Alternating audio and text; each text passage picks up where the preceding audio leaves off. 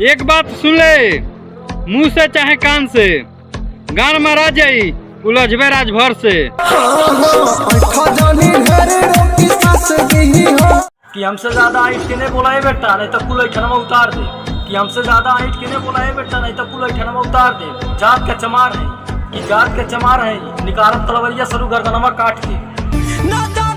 भर मिला चमार से भोर न मरी ले जाई है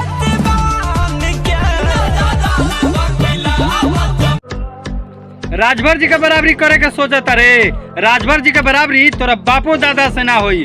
सुन एगो हमार काम कर, अभी जाके अपना दीदिया के चोली में आराम कर, बुझाइल।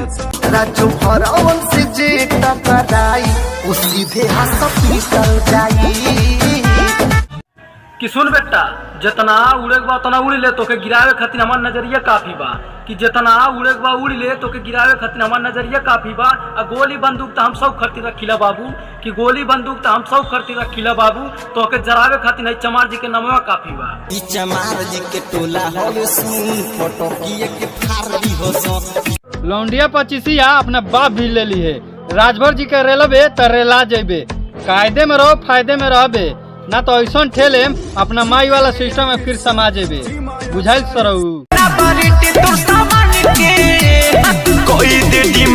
कि जौने ते कहत रहले ओकर ओठवा गुलाबी या गलवा लाल बा।